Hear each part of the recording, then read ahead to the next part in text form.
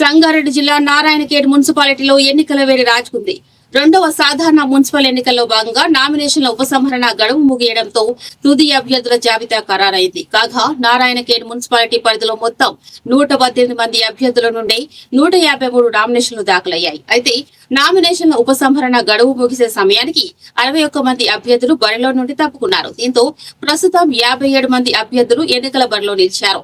వీరిలో 50 మంది వివిధ రాజకీయ పార్టీల తరఫున పోటీ చేస్తుండగా 7వ మంది స్వతంత్ర అభ్యర్థులుగా తమ అదృష్టాన్ని పరీక్షించుకోనున్నారు. ప్రధాన పార్టీలైన కాంగ్రెస్, బీజేపీ, బీఆర్ఎస్ మధ్య త్రిముఖ పోటీ నెలకొంది. ఈ 3 పార్టీలు అన్ని స్థానాల్లోనూ తమ అభ్యర్థులను నిలబెట్టగా ఏఐఎంఐఎం నుండి 3, బీఎస్పీ, సిపిఐల నుండి 1 చొప్పున పోటీ చేస్తుండగా ఇండిపెండెంట్ గా 7 అభ్యర్థులు పోటీలో నిలిచారు. మొత్తంగా 57 మంది తమ అదృష్టాన్ని పరీక్షించుకుండగా విజయంపై ఎవరికి వారు ధీమా వ్యక్తం చేస్తున్నారు. కాగా ఉపసంహరణల అనంతరం రంగంలో ఉన్న అభ్యర్థులు ప్రచారాన్ని వేగవంతం చేశారు.